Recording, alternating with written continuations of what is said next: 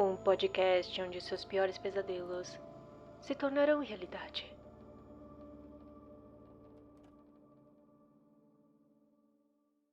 Infeliz é aquele a quem as lembranças da infância trazem apenas medo e tristeza. Miserável é aquele que olha para as horas solitárias em vastos e sombrios aposentos com cortinas marrons e fileiras enlouquecedoras de livros antigos. Ou em relógios assombrados em bosques crepusculares de árvores grotescas, gigantescas e com videiras que acenam silenciosamente seus galhos retorcidos bem longe do alto. Tanto que os deuses me deram, a mim, o atordoado, o desapontado, o estéril, o quebrado. No entanto, estou estranhamente satisfeito e agarrado desesperadamente a essas lembranças serenas, quando a minha mente ameaça momentaneamente ir para o outro lado. Não sei onde nasci, exceto que o castelo era infinitamente velho e infinitamente horrível, cheio de passagens escuras e com tetos altos, onde o olho só podia encontrar teias de aranhas e sombras. As pedras nos corredores desmoronados pareciam sempre horrivelmente úmidas, e havia um cheiro maldito por toda a parte, assim como os cadáveres empilhados de gerações mortas. Nunca via luz, de modo que às vezes eu acendia velas e as contemplava incessantemente em busca de alívio. Nem havia sol lá fora, já que as terríveis árvores cresceram muito acima da torre mais alta acessível. Havia uma torre preta que chegava acima das árvores ao céu exterior desconhecido, mas que estava parcialmente em ruínas e não podia ser escalada a não ser por uma subida quase impossível pela muralha, pedra por pedra. Devo ter vivido anos neste lugar, mas não consigo medir o tempo. Os seres devem ter se preocupado com minhas necessidades, mas não consigo me lembrar de ninguém além de mim mesmo, nem de nada vivo, a não ser dos silenciosos ratos, morcegos e aranhas. Acredito que quem me criou deve ter sido terrivelmente velho, desde que a minha primeira concepção de uma pessoa viva foi de alguém zombeteiramente como eu, mas distorcido, enrugado e decadente como o castelo. Para mim, não havia nada de grotesco nos ossos e esqueletos que espalharam algumas das criptas de pedra, nas profundezas das fundações. Associei fantasticamente estas coisas com eventos cotidianos, e as achei mais naturais do que as imagens coloridas de seres vivos que encontrei em muitos dos livros mofados. De tais livros, aprendi tudo o que sei. Nenhum professor me incitou ou guiou, e não me lembro de ter ouvido nenhuma voz humana em todos aqueles anos, nem mesmo a minha própria, pois embora eu tivesse lido sobre a fala, nunca havia pensado em tentar falar em voz alta. Meu aspecto era um assunto igualmente impensado, pois não havia espelhos no castelo, e eu me considerava apenas por instinto como semelhante às figuras juvenis que eu via desenhadas e pintadas nos livros. Senti-me consciente da juventude porque me lembrava de muito pouco. Lá fora, através do fosso pútrido e sob as árvores escuras e mudas, muitas vezes eu deitava e sonhava durante horas com o que lia nos livros, e me imaginava longamente no meio de multidões alegres no mundo ensolarado, além das florestas sem fim.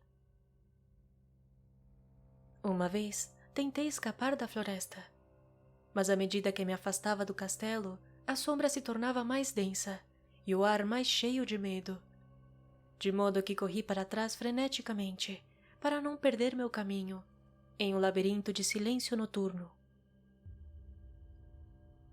Assim, através de infinitos crepúsculos, sonhei e esperei, embora não soubesse o que esperava. Então, na solidão sombria, meu desejo de luz cresceu tanto que não pude mais descansar, e ergui as mãos suplicando para a única torre negra em ruínas, que chegava acima da floresta, até o céu exterior desconhecido. E finalmente resolvi escalar essa torre, por mais que caísse, já que era melhor vislumbrar o céu e perecer, do que viver sem nunca contemplar o dia. No crepúsculo úmido, subi as escadas de pedra desgastadas e envelhecidas, até chegar ao nível em que elas pararam. E depois me agarrei perigosamente a pequenos apoios para os pés, que conduziam para cima. Abominável e terrível foi aquele cilindro de pedra morto, sem escadas, escuro, arruinado e deserto. E sinistro como morcegos assustados, cujas asas não faziam barulho. Mais horripilante e terrível ainda era a lentidão do meu progresso. Para escalar como eu podia, a escuridão não diminuía, e em um novo arrepio, como de um bolor assombrado e venerável, me atingiu. Eu tremia enquanto me perguntava por que não alcançava a luz, e teria olhado para baixo se eu tivesse ousado. Eu imaginei que aquela noite tinha chegado de repente sobre mim. E em vão apalpei com uma mão livre em busca do parapeito de alguma janela, para que eu pudesse olhar para fora e para cima e tentar avaliar a altura que uma vez eu tinha alcançado. Tudo de uma vez, depois de uma infinidade de coisas incríveis, sem visão, rastejando por aquele precipício côncavo e desesperado, senti minha cabeça tocar uma coisa sólida, e sabia que deveria ter alcançado o telhado, ou pelo menos algum tipo de piso. Na escuridão, levantei minha mão livre e examinei a barreira, encontrando-a de pedra imóvel. Então veio um circuito mortal da torre, agarrado a qualquer coisa que a parede viscosa pudesse dar.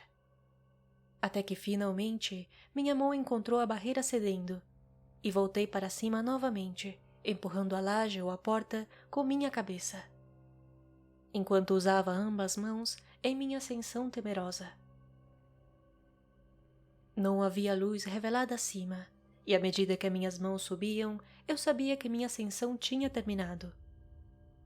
Como a laje era o sapão de uma abertura, que levava para uma superfície de pedra nivelada, de maior circunferência do que a torre inferior, sem dúvida, era o piso de alguma câmara de observação sublime e espaçosa.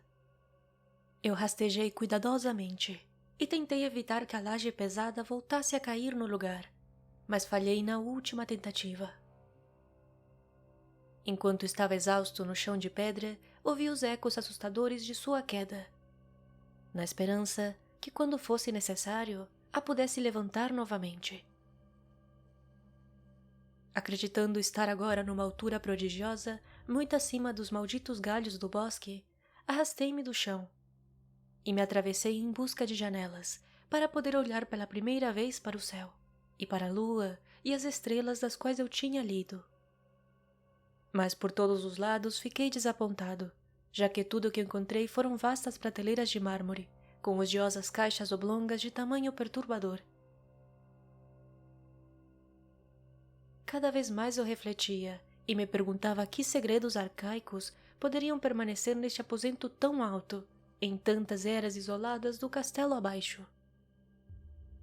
Então, inesperadamente, minhas mãos se depararam com o batente de uma porta, onde estava pendurada uma placa de pedra, com uma superfície áspera, devido às estranhas incisões que a cobriam.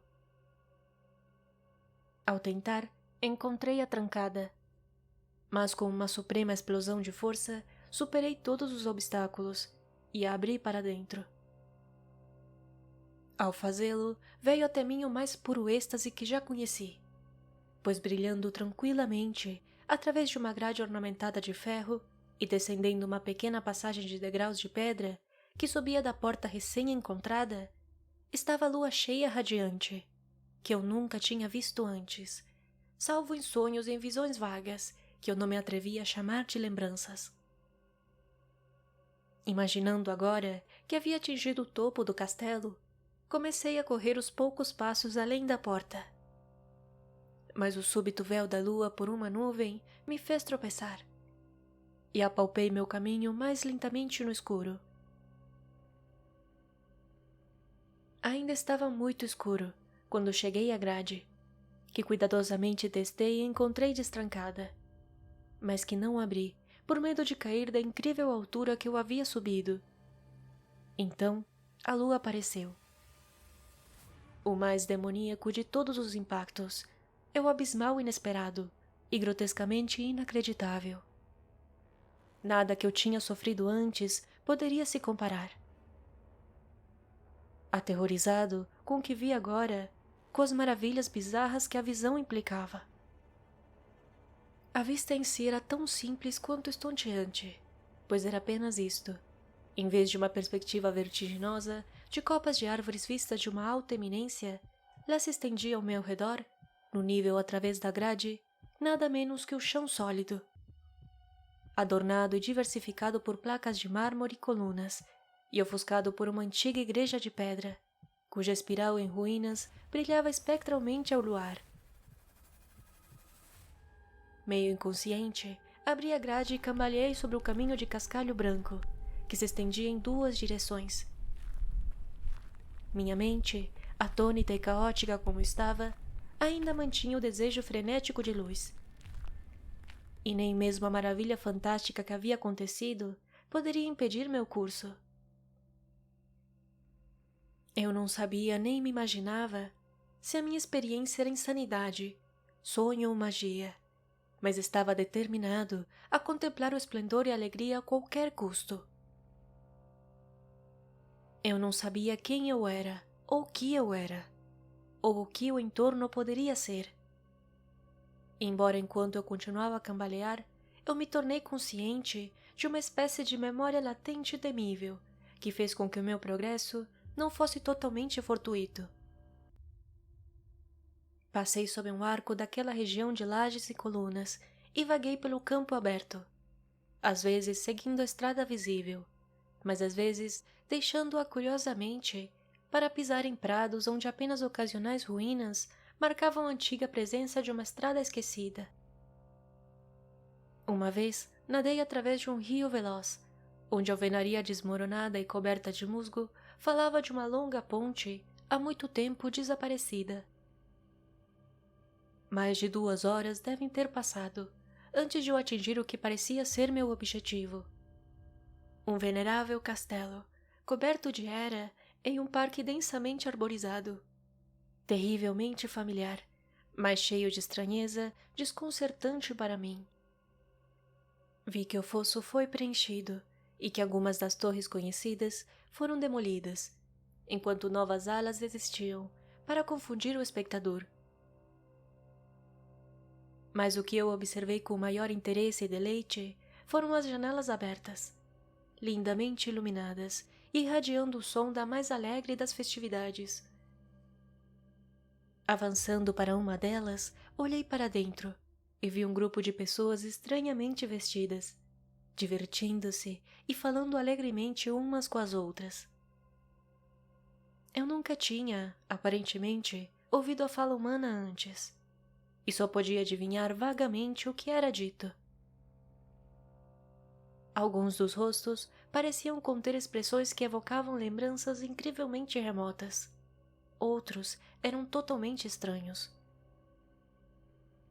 Agora entrei pela janela baixa, na sala brilhantemente iluminada, passando do meu único momento brilhante de esperança para minha mais negra convulsão de desespero e realização. O pesadelo foi rápido, pois ao entrar, ocorreu imediatamente uma das mais terríveis manifestações que eu já havia concebido. Mal tinha atravessado o peitoril, quando desceu sobre todo o grupo um medo repentino e não anunciado de uma intensidade horrível, distorcendo cada rosto e evocando os gritos mais horríveis de quase todas as gargantas. O voo era universal e, no clamor e pânico, vários desmaiaram e foram arrastados por seus companheiros, em fuga enlouquecida. Muitos cobriam os olhos com as mãos e mergulharam cegamente e desajeitadamente em sua corrida para escapar, derrubando móveis e tropeçando contra as paredes, antes de conseguir chegar a uma das muitas portas. Os gritos foram chocantes, e enquanto eu estava no brilhante apartamento sozinho e atordoado, ouvindo seus ecos desaparecendo, eu tremia ao pensar no que poderia estar espreitando perto de mim sem ser visto. Em uma inspeção casual, a sala parecia deserta, mas quando me dirigi para uma das alcovas, pensei ter detectado uma presença ali. O indício de movimento além da porta em arco dourado que levava a outra sala um pouco semelhante. Ao me aproximar do arco, comecei a perceber a presença mais claramente. E então, com o primeiro e o último som que já emiti, um uivo horrível que me revoltou quase tão pungentemente quanto sua causa nociva, observei em plena e assustadora nitidez a monstruosidade inconcebível, indescritível e inominável que, por sua simples aparência, havia mudado uma alegre reunião para uma manada de fugitivos delirantes. Não posso nem mesmo insinuar como era, pois era um composto de tudo o que é impuro, estranho, inoportuno, anormal e detestável. Era o sombrio tom da decadência, antiguidade e dissolução. O eidolão pútrido e gotejante da revelação maligna. O horrível despojamento daquilo que a terra misericordiosa deveria sempre esconder. Deus sabe que não era deste mundo, ou que nunca fora deste mundo. Ainda assim, para meu horror, vi em seus contornos corroídos e reveladores de ossos uma falsa e abominável caricatura da forma humana. E em seu bolorento e desintegrado vestuário, uma qualidade indescritível que me arrepiou ainda mais.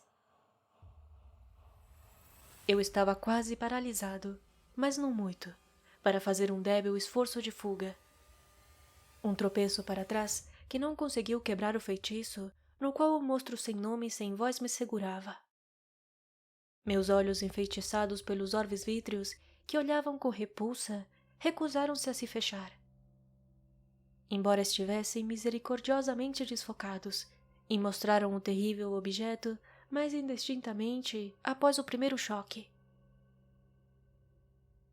Tentei levantar a mão para fechar a visão, mas meus nervos estavam tão atordoados que meu braço não conseguia obedecer totalmente à minha vontade.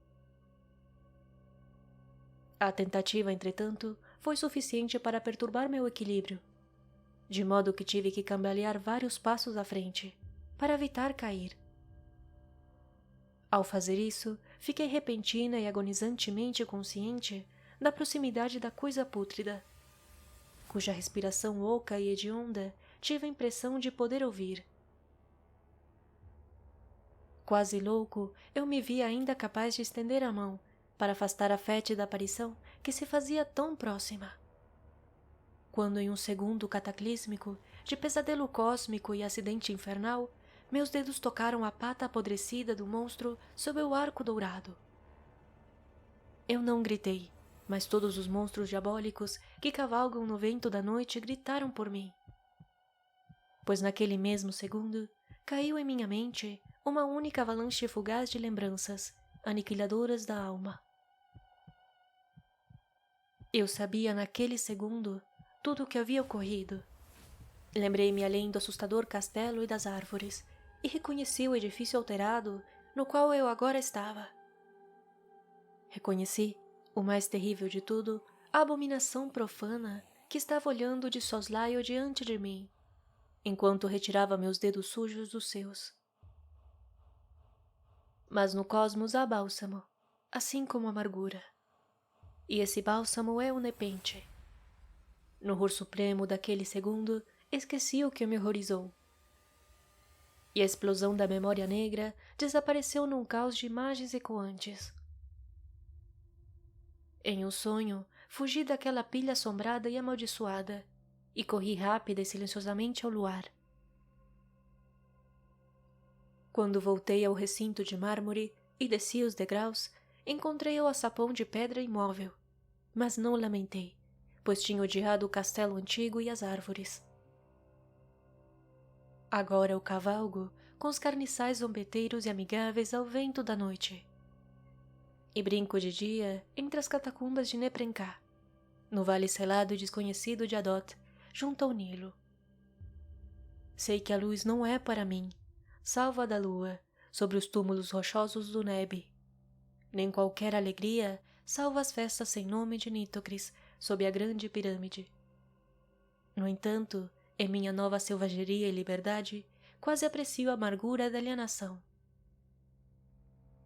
Pois embora o Nepente tenha me acalmado, sei sempre que sou um intruso, um estranho neste século, e entre aqueles que ainda são homens. Isto eu sei, desde que estendi meus dedos até a abominação dentro daquela grande moldura dourada. Estendi meus dedos e toquei uma fria e inabalável superfície de vidro polido.